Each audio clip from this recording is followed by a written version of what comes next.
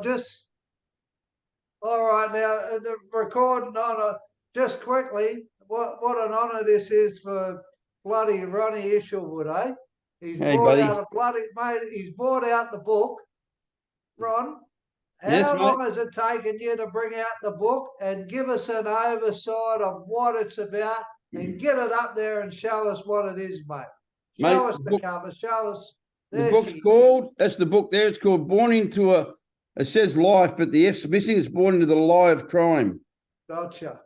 And I wrote the book in 2002. I started writing it, finished it in 2007. It's sad. That's me as a kid. Tell you what, mate, you've never got rid of the good looks there, Ron. You know that apple of the daddy's eye, stand there with a machine gun at 14. He was so proud of me. So proud. Yeah. Oh, friggin' hell. Sad, mate. Like I read it and it's somebody else's story. Yeah. This is my actual charge sheet from all this is from the coppers, the original pinch sheet. Yeah. All that down there, and then the actual charges there. It's sad. Shoot with intent to murder. Isn't it funny? This is the 70s, 1971, right? Shoot with intent to murder by two, etc. etc. That's use a fine event, lawful apprehension and all that. But they wrote etc. Then shot breaking, garage break and steal, shoot with intent to murder another one, illegal use of motor vehicle, take car without consent, and then shoot with intent to murder. So I was 17 years of age, pinched before attempted murders. Unbelievable. Sitting in fucking Pentridge prison as a 17-year-old kid. Horrified. So what was that like for you? You say it was horrifying, but in what aspect was that horrifying for you, Ron? Like, how did you feel? Like, was was it fear or was it fucking uncertainty in there? Like, what was it that was horrifying for you? Well, I'd heard stories about Pentridge because my old man was a gangster, and my father was in prison when I was only 4 years of age, and I actually went to prison to visit him, but I waited outside, and so I knew Pentridge, the guards on the corners with the guns and all that stuff. So I already knew that it was a pretty nasty place. The Bluestone College, the College of Knowledge, that's what it was called when I was a kid. The College of Knowledge. You go there as a car thief, you come out as a safe cracker. That's what it was. And I remember getting driven into the police because those days the police didn't have they had divvy vans, but not really. They didn't have prison escort vans. The coppers drove you to the prison. I remember pulling into the big gates. They opened up and we drove in, and the coppers and the screws didn't even like each other. And they said, "Get out of the car." And I was handcuffed, and the screw said, "We'll take him from here. You can piss off." This is the coppers. You can piss off. And they took you into this little hallway, and you got in there. They said, "Get all your gear off." Now, I'm 17. These fucking 2 crims down there, a couple of old crims, and about 7 big screws. And in those days, they used to wear the big blue uniforms with the pips on them and the fucking stripes, and they all had hats on, and they were all giants. I was 5'6.5", weighed about, I was 8 stone in the old language, which is fucking, 40 kilos. So, I don't know, something like that, 42 kilos. So I was a kid. And they get all your gear off. And one of the screws said, "Oh, they'll like you haven't got a feather on your ass." And I looked at him, and don't get me wrong, I wasn't an innocent kid. I'd already shot a couple of people. I was pretty crazy, and I'd been brought up in that world. My first conviction was in 1966 for shop breaking. So, I'd been arrested a few times, been bashed by the cops. So I had a hatred. I was terrified, but I wouldn't show it, because you can't root, shoot, or electrocute. My old man was a painter and docker, so that was what I believed I was. And I'd worked down the wharfs a couple of times as a kid. Just before that pinch, I'd spent a few weeks working on the wharf, and but I still remember the horror. And they sprayed me with this shit. They sprayed this shit all over me. Close your eyes. And I didn't know what it was, and it just stunk. And I found out later on it was to kill. It was called DDT. It's probably called cancer. It was to kill lice and fucking fleas. And they sprayed that all over me, took me clothes off me. In those days, in the old days, You still wear your own clothes on remand. Yeah. But because I had all my clothes were covered in blood, where I'd just been bashed and bashed and bashed, and I've been charged with shooting police. So they just fucking, you can imagine what sort of a serve they gave you back in the 71 when you get pinched for shooting at coppers. With all my clothes.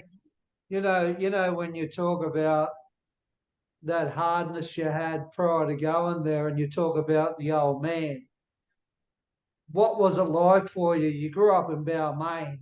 No, I grew What up in was Fitzroy. Fitzroy? You went to Balmain, didn't you? We Or went when I got released from Pentridge in 1973. We moved to Balmain. yeah. What was it like, your home life, that you can remember? What was it threatening? What Yeah, did you? my old man was violent, man. Yeah, I've said my whole life. I've spent a long time in different prisons throughout Australia, and I've never met anyone as evil as him. mm, It's a big statement. yeah, Yeah, I mean, when he reminded me of Nettie Smith in some ways, but he wasn't a dog. yeah, He was just a really big guy, physically a big, powerful human being. He was an ex-heavyweight champion boxer. Fought the tents. They fought in all the tents. And so I fought the tents as a fucking 10-year-old, getting pennies and threepences thrown into the fucking tent in the shaman's tents. Because that's what we did. Our family were all, my mum was a horse breaker and a boxer, and my uncles were boxers, and they were all crooks. And, like 1 week at our joint, we'd be eating fucking fish and chips. The next week, we'd be eating bread and dripping. yeah, Because he was a gambler. He was a bad yeah, punter. yeah, And he used to bash me mum. My mum was only 5 foot tall, 4'11". He used to bash it, like smash her ribs, because he was smart. He just smashed all her ribs so no one could see it. But sometimes she'd have the black eyes and the busted mouths and that, And I just grew up thinking that was normal. yeah. I grew up thinking that was normal. Geez, I tell you what, women got the rough end of the straw back in the day, didn't they? Like, I've Horrific. spoken to a lot of people, like your era, my era. I'm a Yeah. little bit younger than you, but there was absolutely no respect for women. Mate, the coppers would come to the house and say, Yeah, someone's rang the coppers. Just, Ron, my name was Ron too. yeah, Just keep the noise down, mate. exactly. We understand the women are assholes, always causing problems. Because you got to remember, Isn't it good, Ron, these days that they have got a voice, and there is you know what I mean? yeah, The equalness between us. I think it's absolutely sensational that we have to stepped up, as males, and they've found their voice and their independence with this. It still needs work, but it's a lot better, I think, than what it was. oh, 1,000,000% better, mate. One of the greatest gifts I've got, as you know, I'm a recovering drug addict, alcoholic, and people say to me, "What did you get?" And I said, "Well, I got freedom from the disease of madness and the disease of selfishness. But one of the gifts I got was my wife's not afraid of me. Oh, A lot of my well said. a lot of my ex-wives were afraid of me. Yeah, I was still violent, mate. I was told if they backhand you, if they back talk you, backhand them. My man was horrible. He'd say if they didn't have a pusher, they'd be outside strapped to the car so no one could steal the car. exactly. Just horrid. And one of the big problems with that fear we install, not just in women, with men too, but talking about women more so at the moment, is that we rip ourselves off for the closeness with them 100%. because they're living in fear of us instead of us allowing them to reach parts of us intimately where we can really benefit from that, because they've got so much to offer us. So where I grew up, I never heard my father say, "I love you" to anybody. I never Yeah, heard those words in my house, "I love you." My mum died when I was 19 years of age, and she died of a massive heart attack. She used to say to me, I just got out of Pentridge and I came to Sydney, and she used to say, because I got a younger sister too, 11 years younger than me, so she was 8 years of age. She'd say, "If it wasn't for Susie, I wish God would just take me." yeah, I'd say, "Oh, don't be stupid." She'd say, "Ronnie, I don't want," because every time she'd leave him, he'd track her down and bash her and take her home. yeah. Now, she'd run away to her mother's place. He'd go to her mother's place, bash her mother and father up, then bash her and bring her home. You know? So, yeah, so I grew up with this really bad concept what a male was, you know, tough guy, slapped your girl around. He cheated on my mum all the time. That was normal. Gambler. He never drank a day with he was mad. He was completely see, he can't even blame the drink. Yeah, yeah. He drank, he never had a drink from the day I was born in 1954. He never had a drink. Before that, he was a drunk. You know, he was an abusive, fighting drunk in the pubs, knocking the coppers out and that. And yeah, so what happened for me, Dean, was that my mum was a really beautiful woman. Yeah, mate. Yeah. And she loved me, you know, she loved me. Don't get me wrong. When I first got off the drink and the drugs, about what year was that, Ron, when you first got off? 81 was the first year I got off it. And I haven't had a drink since 82, but I went back on the drugs for a short period of time in 1985. Yeah. And I got off on the 3rd of the 3rd, 86, and I haven't had a drug since. So it's 37 and a half years. And I don't say that like it's nothing. It's a great achievement. And I'm very proud of myself. But I did a lot of work to stay off the drugs. Yeah. But what I found out was that the drugs weren't my problem.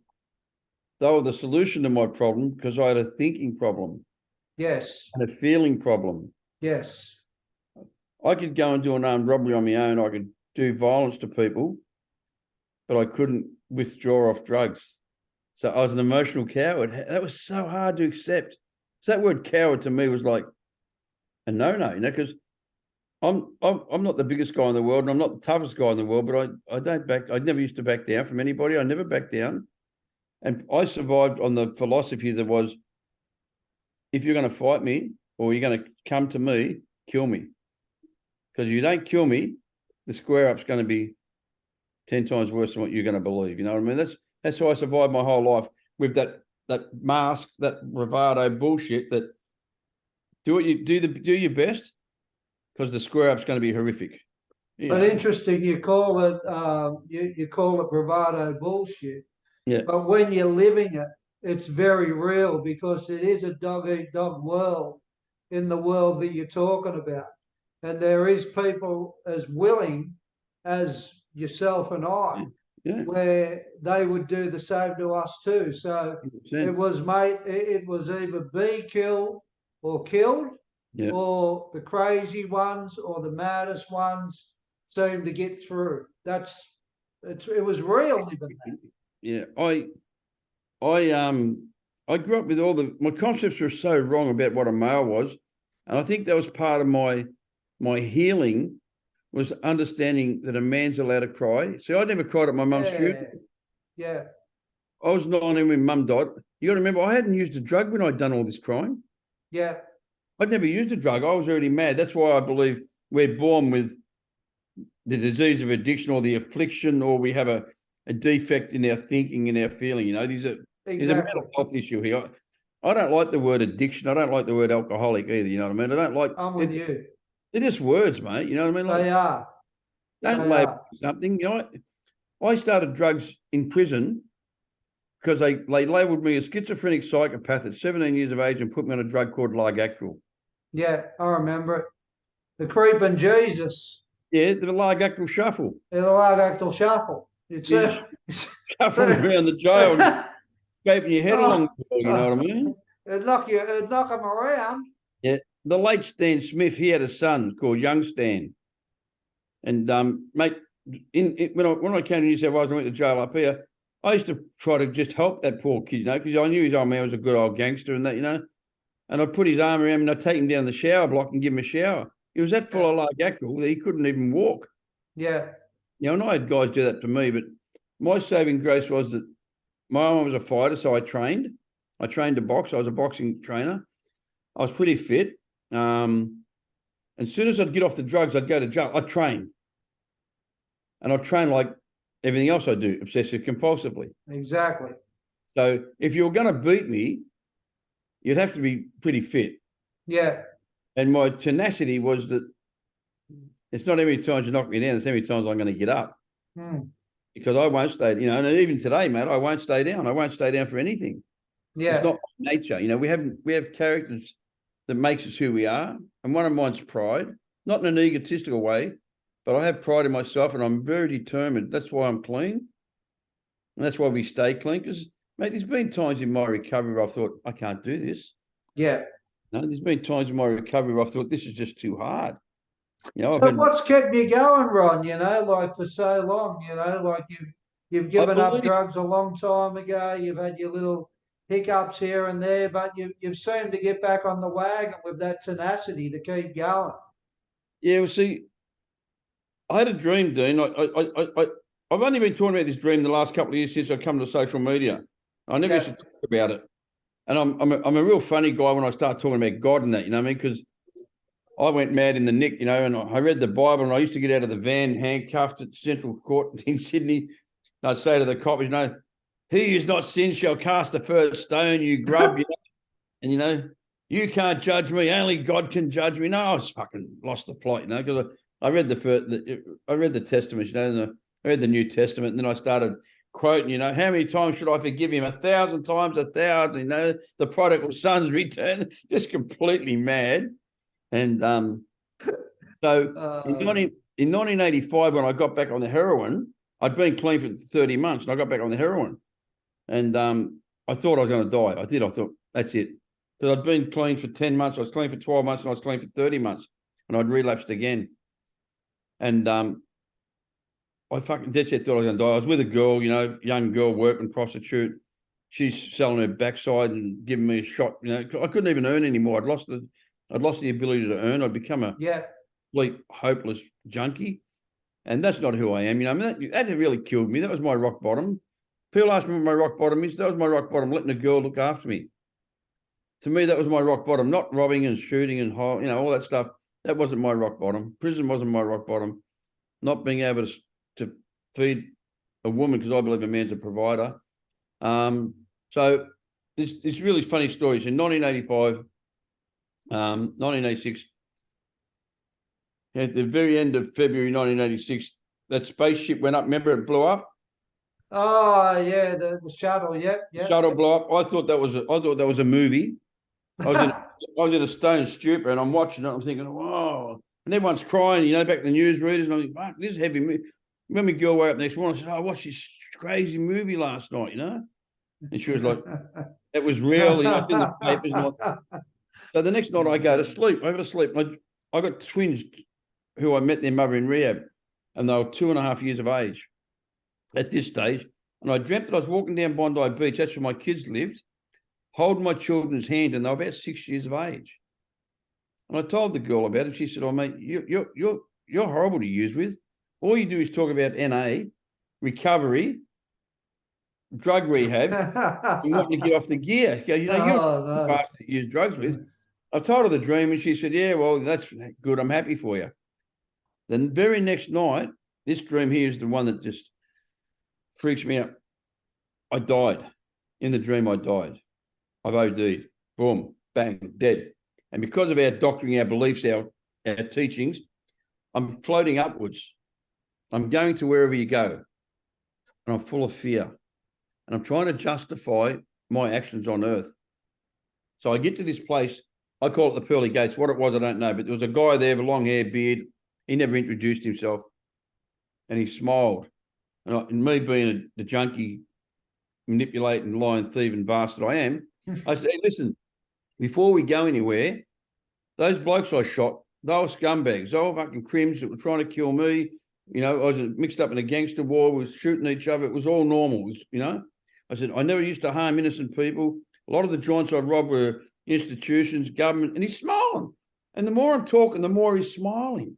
And I'm hitting him with all the points. I'm getting him. I'm trying to get into the club, and I've got no shoes on. Yeah. And he looked at me and he smiled and he said, "You don't get it, do you, Ron?" And I remember that cold fear when you're going to get sentenced, you get that cold fear. Yeah. I got that cold fear and it ran down my back and I felt fear. It was real fear. He said, You committed the greatest sin known to man. And I remember thinking, oh, fuck, I'm in trouble. And he smiled and he said, "You wasted the gift of life." And I woke up and I went to detox the next day, jumped off 120 ml a day, and I've been clean ever since. So if that's not some divine intervention or some higher power, I don't know what is. And where did your life go after that? So you went into detox. Did you go back to rehab, or did No, you mate, just get clean? I went into detox. I was there because I jumped off 120 ml a day. This is 1986. They'd never done that before. They'd never done that before. They'll never do it again. And I knew everybody because I'd been around the program for 5 years, and I was like a bit of a socialite, hot shot, had all the answers. And most of my friends that I'm close to are the founding members of Narcotics Anonymous. So I went to Langton Clinic, and after the 10th day, I thought I was going to die. And I left Langton Clinic and I went up to the St. Vincent's Hospital at the Cross, and I said, I'm dying. They said, what do you mean you're dying? An emergency. I said, well, I'm dying. I'm actually can feel my stomach's going to die. I'm going to die. And the doctor came and he said, what's wrong with you? I said, I'm in 10 days into detox. He said, what are you detoxing off? I said, methadone. He said, how much? It's 120 ml. He said, we can't touch you. He said, we have to put you back on methadone and slowly reduce you. And I said, I won't do it. And he said, I'll tell you what I'm going to do. It was on the 3rd of the 3rd, 1986. He said, I'll give you a shot of Valium, go away and have a think about it, and then come back and we'll start you on a new program. And I rang a couple of mates of mine that I'd got clean with, and they said, what do you want to do? I said, I don't want to go to rehab and I don't want to go back on the dome. They said, you can come to my joint. And I detoxed on one of my mates' floors. He was a member of a 12-step program, and him and another mate of mine, they used to have 3 days with me, then they'd swap because they could only put up with me for 3 days. I was mad, moaning all night, not sleeping, and mate stinking and sweating. And mate, I went to the 12-step program, and I went to meetings every day, and because I had nowhere else to go either. Did you see any, on reflection of that, did you see any kind of patterns that led up to it where, as you say, criminology? Did you go back to it because you just wanted to get high, or did you No, go back to it because you were with that girl who was working and she was a heroin addict? I split up with my missus, Dean. I split up with the mother of the twins. Yeah. I still remember it. I thought, F you, I'm going to show you, I'm going to make you feel sorry for leaving me. Gotcha. Yeah. So it was out of a resentment. Yeah. She didn't even care. She just got on with her life. Yeah. And isn't it very tricky how emotionally we can be manipulated by ourselves at times? Yeah. And then when I got clean, I realized that it wasn't the drugs that was the problem, it was my thinking. Of course it was. And I stayed clean, and I made really good, successful businesses, but I was always still a bit of a shifty. Yeah. I still had the same playmates, I mean, my mates were all criminals, and my mates were a lot older than me. I'm talking about, it was a bloke, Jimmy Sweetman. He was part of the Kangaroo Gang, the Fibber, Victor Spink, just guys that they're older than me, but I was a bit of an advanced learner, I'd grown up. Yeah. So they were all still doing major drug smuggling and doing all this stuff, and they're driving Mercedes and wearing diamonds, and so. But did you like that kind of lifestyle too? Did you like the shiftiness and the? I didn't know any other lifestyle. I didn't know any other lifestyle, Dean. That's what I'm saying. You kind of fitted into that, yeah? Well, I'd never had a job in my life. Exactly. When I got clean, I'd never had a driver's license. I'd never had a passport. I'd never voted. Yeah. My idea, people say, why don't you get your license? I said, they'll only take it off me. Yeah. And what's driving without a license? It used to be a fine. That was just stock standard. Who drove with a license? And you didn't even have a photo license. You had a piece of paper, and you had your mate's piece of paper. My name was Sammy Sturgiadis one stage. Poor rapper. I gave me brother-in-law's name. It's a true story. They pulled me over at Hornsby. I was full of pot. And they pulled me over because I was going too slow. And they pulled me over and they said, mate, are you all right? And I was stoned on the pot. Like, I could see the coppers car behind me. And I slowed right down to about, 20 kilometres an hour in a 60. Yeah.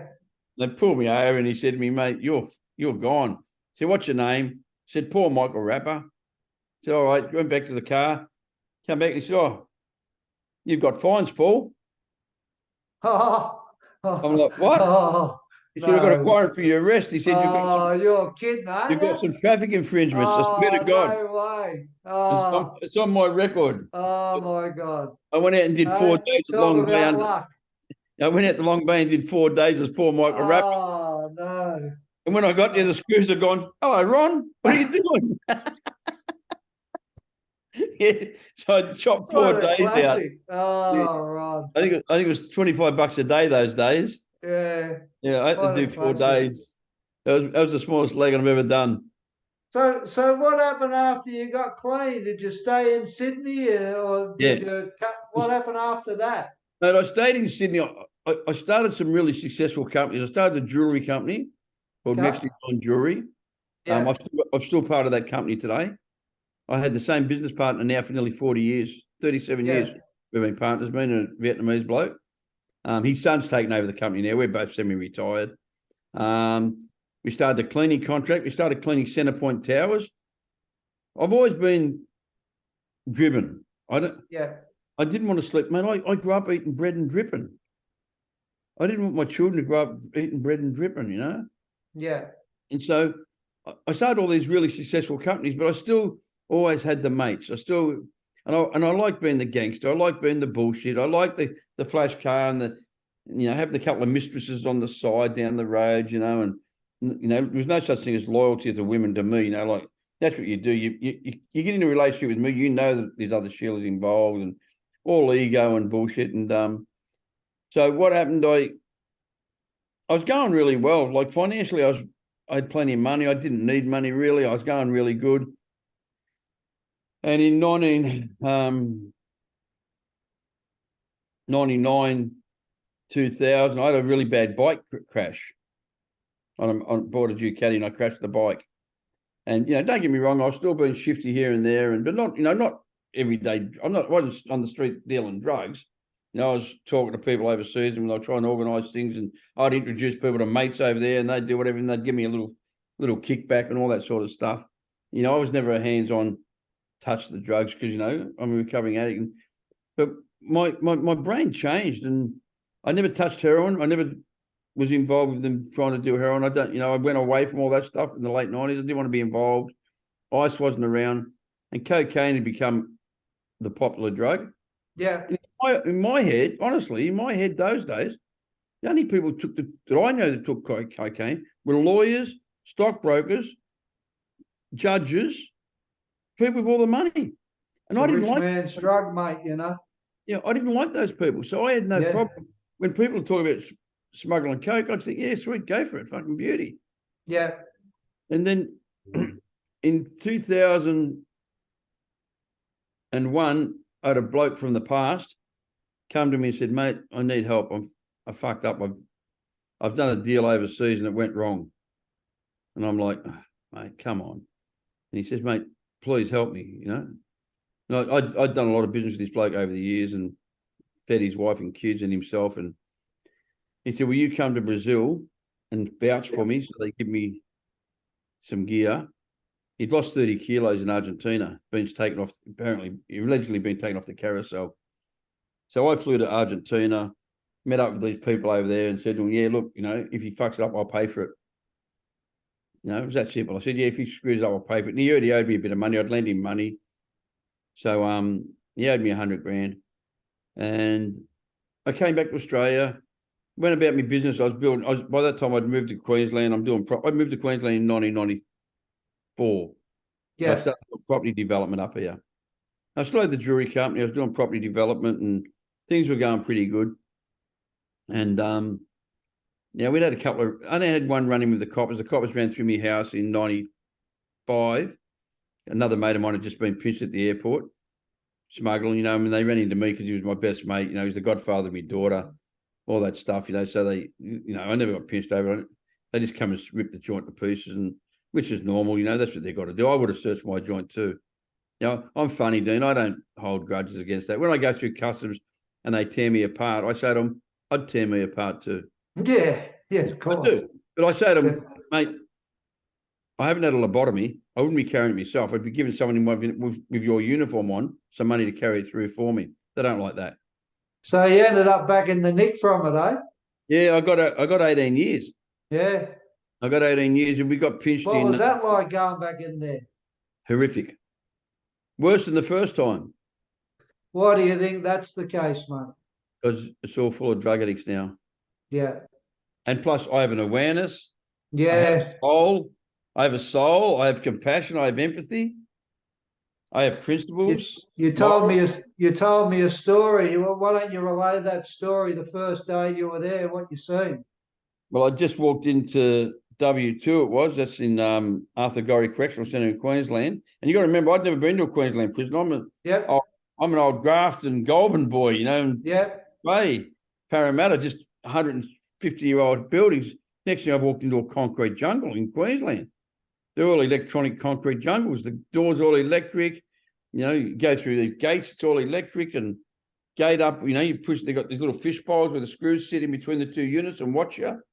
Yeah, they're locked away from you. They can't even get you. At least in the old jails, the screws were out in the open. They were actually locked in with you. They were trapped. They were a lot more polite when they were trapped. You know, behind the glass, they were a lot more gangsters. Yeah. Yeah. I see this young fella come running through the wing and through the mess area and ran up the screw and started banging on the window for the screws. They just ignored him, and another young fella was chasing him and just bashed him, was jumping on his head, you know. And I remember the way it affected me. It was like it really, really, really affected my soul. Yeah. You know, because I have compassion and empathy, Yeah. and that was all normal. I've seen guys Yeah. hang themselves, and you know, all Yeah. that affected me. But now it affected me, and it was like, and I realised that day I've got to go back to who I was. Exactly. I've just been sentenced to 8 years. I'm a federal prisoner, so I got a halfway 9-year minimum. Yeah. I thought I've got to go back to who I was to get through the next. Well, at that stage, I hadn't been sentenced. I was still on remand. So I watched that. It messed me up a bit. But at Grafton, because I got pinched in New South Wales, I was at Grafton for 8 weeks for the extradition. The second day I was there, the guy hung himself there too. Yeah. The guy hung himself in the cell above me.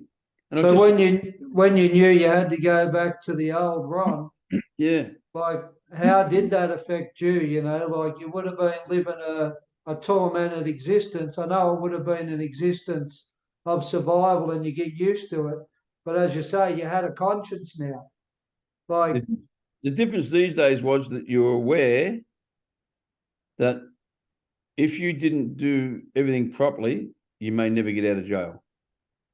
how did you cope with it? Did you talk to priests or did you talk to anybody in there Mate, about I've what got a was happening for you? Yeah, no, I've got a spiritual advisor that I've had. They call them sponsors in the old days in AA and that. And I've had this bloke for 37 years. He's my spiritual advisor. Yeah. I call a sponsor if you wear my T-shirt with my logo on it. That's sponsorship. Yeah. Yeah. You know, all these words they use, you know, in 12-step programs. I've been around it for 42 years, you know, like it's like, mate, you know, that's not for me, that's not how it works. I don't have someone who sponsors me. I have someone who I share my experience, strength, and hope with, somebody I trust and somebody I can confide in. Well, I rang him twice a week, every week for the 8 years I did. I did 8 years. I didn't do 9. I ended up by appealing and getting the year off the bottom. But I had to start helping other people doing. That's what I did. That's the honest truth. I went to the general manager there, and I said to him, "You've got no literature on helping people get off drugs in the library. Not one book. No AA literature. No NA literature. Nothing." And he said, "Oh, well, we haven't got a budget for it." I said, "I'll get it donated." So I got a whole bunch of stuff donated. Why did you have to help people? Like, what was your motive with that? Was that something with compassion and empathy and like you were doing something good? Yeah, and also making amends. Yeah. Because it was a really big deal with me. When I made the mistake of getting back involved in crime, I betrayed myself. Yeah. I betrayed society. Yeah. I betrayed my wife and children. Yeah. And it was all over the lie of crime, loyalty. Because the lie of crime is we're brothers. Yeah. Stick together. You get pinched, we'll fix your lawyers, we'll look after your family. No, you won't fix your lawyers. You'll be there trying to screw me, missus. We're Yeah. trying to find out if I've got any money hidden anywhere. You know, like it's a lie of crime. There's no such thing as honour among thieves. No. You know what I mean? Like there's a bloke that you and I know. He was staunch. You know, he never told on anybody. But see, to me, he didn't tell on anybody. It's not a big deal because you didn't tell on somebody. Exactly. You don't tell on somebody. It's not That's like right. he's a good bloke. He didn't tell anybody. Well, mate, he's not supposed to tell anybody. Yeah. These days, you know, being an informer or a snitch or a rat, because they're two different things, them two, snitches and rats. As long as you can get the dope, you're rewarded. Yeah, like you, I would have died in those principles once upon a time. Yeah, I had no fear of the consequences of fighting them to the death, you know. yeah, you know, There was no, I wasn't split with uncertainty in that, as you say. That was just who I was, and that was the rules. yeah, That's how I was brought up, mm, and that was how I acted. yeah. So yeah, I get what you're saying. So with the jail, so you did 8 years, yeah? Yes. So what was, I bet you were glad to see the arse end of it. Well, I'll tell you a funny story. This is where the system's broken. This is where the system's really broken. Yeah, You know, when you get pinched, you go to classification. When you first get yeah, pinched, you front the classo yeah, board. Well, when I got sentenced to 18 years, I front the classo board and there's a woman sitting there. You can see she's bitter. Her husband's left her for a younger woman or something. yeah. And she looks at me and she goes, because you know, when I'm pinched, I'm living in a multi-million-dollar mansion on the water. But they forget I worked my ass off, you know, Exactly. 16 years, Yeah, 7 days a week. So I work 7 days a week now. I'm 60 yeah, years of age. I still work 60, you know, 60 hours at least a week. yeah. Yeah. And she said to me, "Oh, this must be a bit of fall from grace from you, Mr. Isherwood. You know, from your $1 million mansion in Minyama. That's the area I lived in. It was the top area up here." And I started laughing. You know, because you know, you got the GM there, you got the activities, the education officer Yeah, the class and A, the psychologist, everyone yeah, sitting there. And I yeah. started laughing. I said, "You haven't got a clue, have you?" And she looks at me, I said, "Have you read my antecedents?" I said, "I'm a street kid from Fitzroy." I said, "Living in the mansion was the strange part." I said, "This is home. Yeah, And it was true. yeah, It's home. This is where I yeah, yeah. understand this world better than I understand that world out there." And that's the sad part. And you started writing the book in there during that sentence, didn't you? Yeah, mate. I've always wanted to write a book because people have judged me. I was 16 years clean when I got pinched. And you know what, mate? I don't make any excuse. I'm not a victim. I got Yeah, involved in something I shouldn't have got involved in. Am I sorry? More than words will ever say. yes, Did I lose? Huh, like you wouldn't believe. And yeah, oh, you lost your millions. No, it wasn't the millions I lost that hurt me, mate. I missed watching my 6-year-old daughter. She was 6 when I got pinched. She was 16 when I come home. exactly. I missed her whole life. She was here yesterday. She'd come back to Australia. When I come out of jail, she moved to America. Her mum was a Yank. And at 8 years of age, she moved back to America with her mother. Yeah, She lived there until I was released, and she'd come back and live with me. And now she's got a bloke, and now she's 28 now. And but yeah, they asked me what I lost. I tell you what I lost. I lost my standing in the community. I was Ron the Builder. yeah, I was donating to charities and donating to the scouts and the soccers, and because I was a jeweler, so I'd make bracelets and give it to them. They could put raffles up, and I wasn't doing that to suck up. I was doing it because that's who I am. When you were writing the book, did you enjoy the process of doing it? Yes, mate, a lot. It was very How? cleansing. Okay, you want to talk about that? Yeah, well, to me, it's a moral inventory to me. Yeah, I had to write down, and this was what really changed my whole life. This is what gave me a spiritual awakening, because I had lots of rude awakenings. yeah, This time I had a spiritual awakening, yeah, and I got in contact with what I call a loving God of my understanding, and that's love, forgiveness, and understanding. yeah, Something I wanted my whole life and I never had. So I started practicing what I'd been preaching for 16 years. Because I'd helped people for 16 years. and I wasn't a criminal every day. That's the honest truth, but I did get involved with crime, and I'm not a victim. So I start writing the book. Well, first of all, I wrote a letter to my mum, who's dead. And I had to write a letter to my mum and say, I'm fucking pissed off with you. And I'd never accepted that before, because my mum was my princess. She was my queen. And I said, I'm really disappointed that you stayed with that piece of shit that you call my father for all those years. I said, the man he made me into, that he created, was a horrible human being. Yeah. He wasn't a human being. He was a human taking. And you allowed that. You facilitated in that, and you were co-accused with him in creating that monster. I said, the only saving grace is, and the reason I forgive you, was I believe that you were in fear of your life if you intervened, which I know she was. Do you talk about your mum and dad in the book? Yes, mate. Yeah, I tell the whole story. And what is that about? The pain and the hurt and the struggle with the father. And if we made a movie out of this, Dean, you would have to get someone, like the Craze. Yeah. You'd have to get someone to play Johnny or Reggie. that Ronnie Cray part where he's complete. My old man was a complete psychopath. Yeah. Everybody loved him. Yeah. And where does the story go from that? Does it go into being a child and growing up in Fitzroy and friggin'? Yeah, I grew up in Fitzroy in the slums. Coppers coming to the house. Yeah. Raiding the house, handcuffing my father with blood all over when I'm 4 years of age. That's the book starts there. The book starts with me 4 years of age, banging on the door. I'm in bed with my mum in the double bed. They open the door, and my man's got blood all over him. He's handcuffed behind his back. In those days, all the coppers used to wear suits and hats.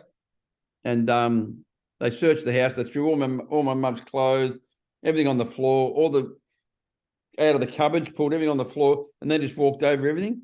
But how the thing starts, this is a true story. When they came into the bedroom, because I got scared banging on the door, Mum said, it's all right, so I turned the light on, opened the door, the coppers pushed her out the way, come straight into the bedroom. I sat up in bed and I went like that. Bang, bang. Oh. At 4 years of age. Yeah. So I had a hatred at 4 years of age. Yeah. Every time I was arrested, Dean, I was bashed and brutalised by the police. At 12 years of age, I was bashed and brutalised by the police. At 17 years of age, I was tortured. At 16 years of age, I was tortured because my mate was pinched on armed robberies and they wanted to know where the money was. I'm not a victim. So what did it feel like completing it and publishing it? Like how long did it take you to do it? It took me because it's a massive achievement, Yeah. It took me a long time. It took me nearly 5 years to write it. Yeah. To actually write it, because you rewrite it, you rewrite it, and you get more deep, and you get more honest, and don't get me wrong, it's not, some parts are left out. Yeah. Because I don't want to go back to jail. Yeah. And some parts are added on because I want to make it more entertaining. Yes. I don't want it all doom and gloom. Yeah. Mate, it's really the childhood part's really honest. Dean, my father was that much of a piece of shit.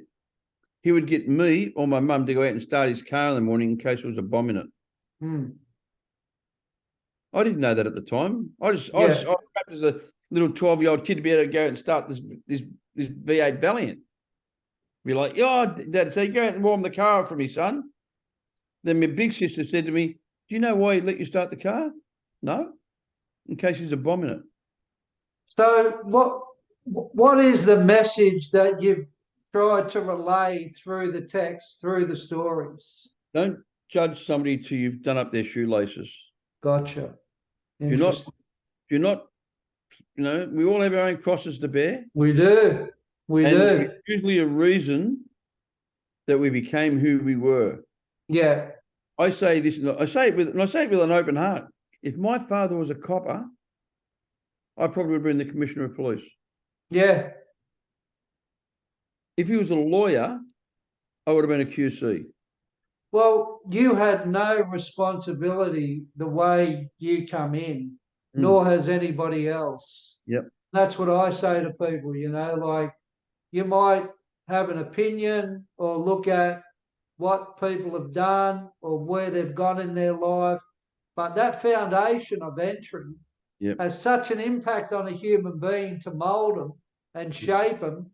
I believe that is the heart of the start of your life, you know. There's an old guy from AA. His name was Andy Anderson. He's passed away now. He wrote this in 2007. He used to come out and visit me at the jail. Yeah. He's 64 years sober. And he was 82 years of age. And he could hardly walk. He used to walk out that jail and come and visit me once a month. Yeah. And he was the editor-in-chief. It's a really good story. He was the town drunk. He was a journalist. He used to do all the sports. He wasn't a bad little fighter, a little bloke like me, you know, just fucking. And he'd go out to report on a football fucking match. He'd end up having a punch on with one of the footballers or one of the side players. He was a drunk. So he was the town drunk. Ended up becoming the mayor of the town in recovery and the editor-in-chief of the newspaper at Cootamundra. And he wrote this. I really like what he wrote. I gave him my book to read when it was in real rough start.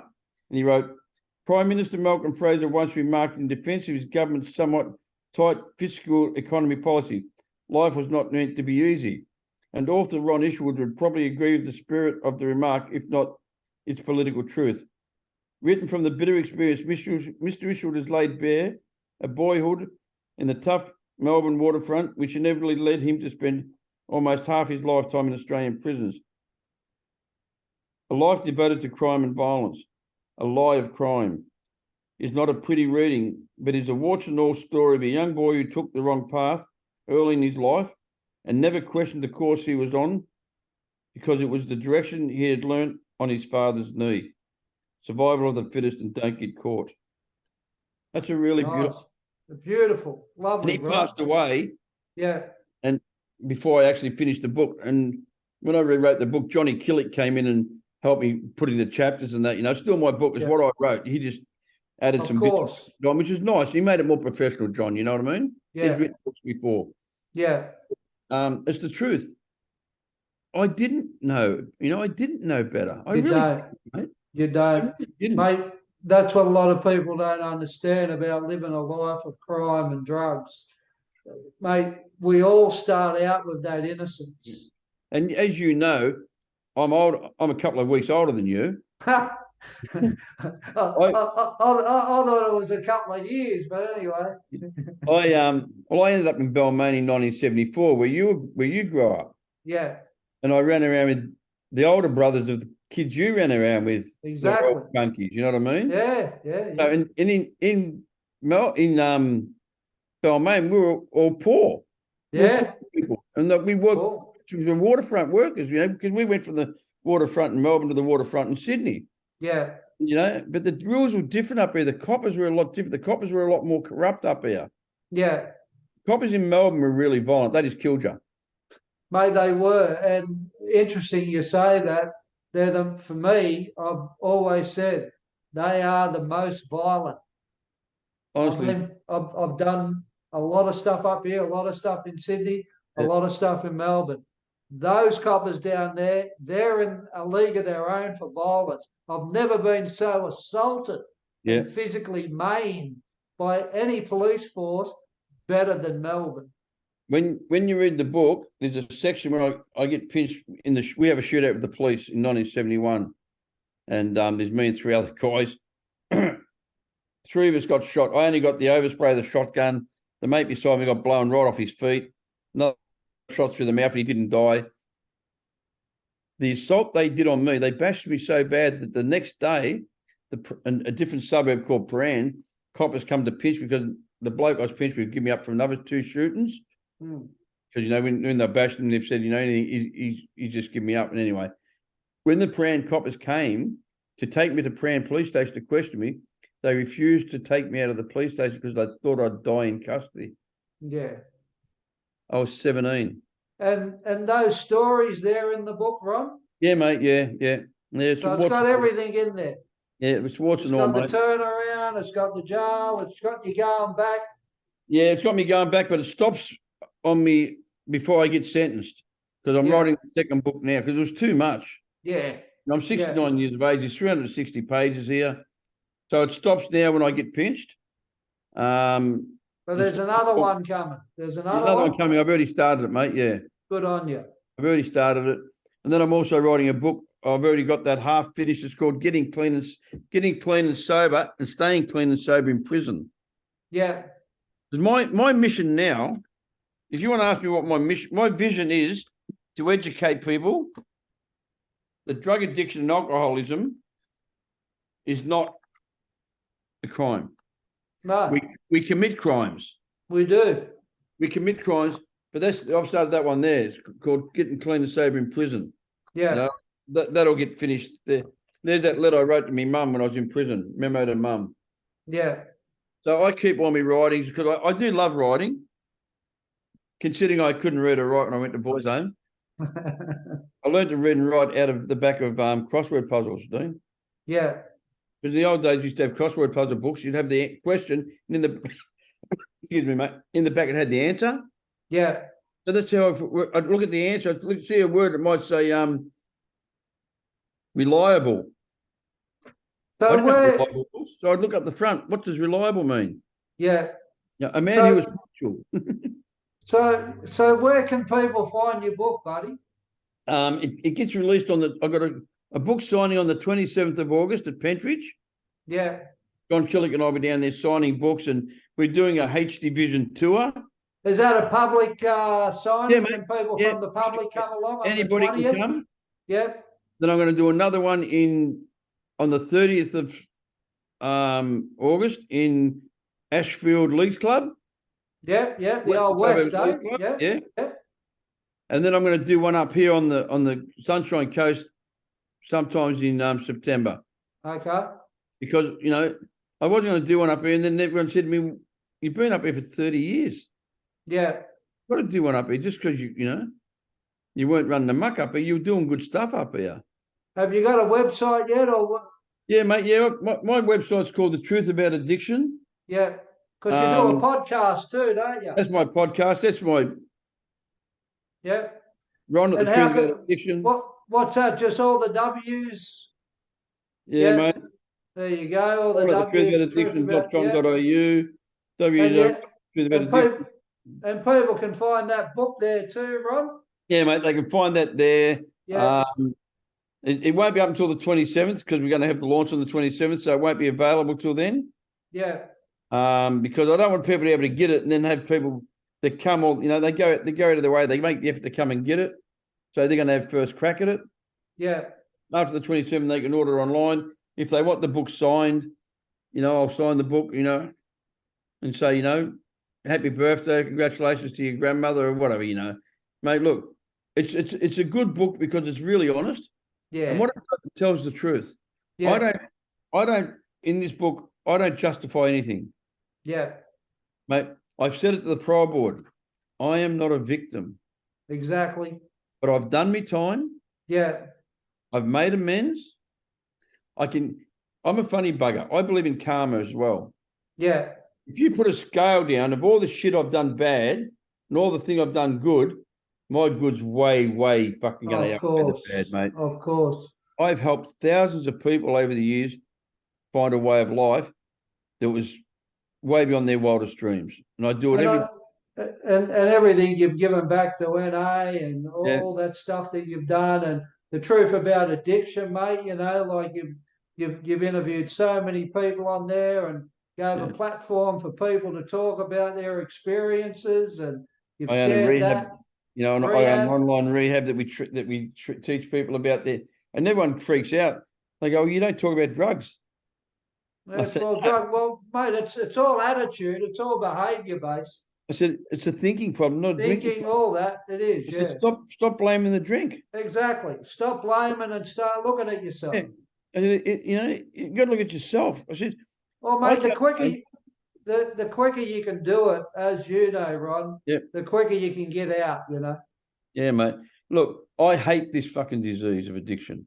Yeah. This affliction, this disease, this character defect, or whatever you want to call it. I hate it because it kills lives. It ruins their lives. Yeah. They can be so innocent. Everyone thinks it's not going to happen to them. I never thought I was going to be a junkie. Yeah. No way. I knew I had a problem with alcohol straight away. Yeah. I stopped drinking, but I started taking heroin. To me, heroin was the lesser of the two evils. And heroin's illegal, alcohol's legal. But you must do that inventory of yourself to start 100%. moving out of addiction. Yes, There mate. is no other way, Ron. I've spoken to so many people who are still stuck, who are out, who are in the middle. It's the ones that are always doing that inventory, you know, of their thinking and feeling and what you're talking about. They're the ones that can hang outside of it a bit, you know.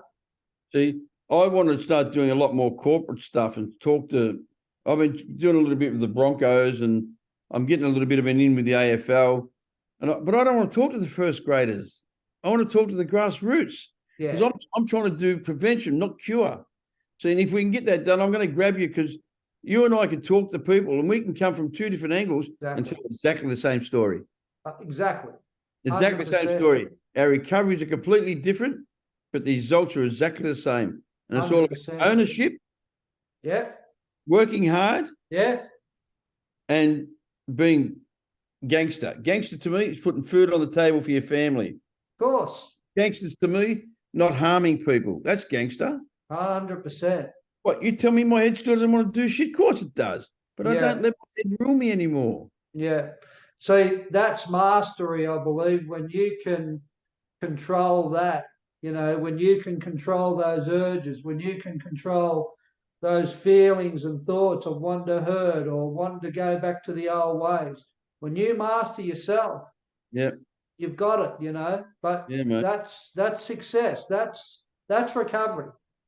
But Ron, well, I wanted to give you this platform, you know, for your book and. No, I appreciate it. And mate, I back everything up Ron says. I know Ron, he's honest, he's truthful, he's sincere, he's genuine. Get that book because it'll be a great read and I'll be reading it. And you will not be disappointed with this man's story. He's a really good man and he's had a hard life and he's done a lot with his life and he's got a great story. You know, we've got a lot of similarities, Dino. We both believe and we both like helping people. We do. 100%. And today, as I say to you, today we're human beings, not human takings. Exactly. I ain't got time for shoplifters, mate.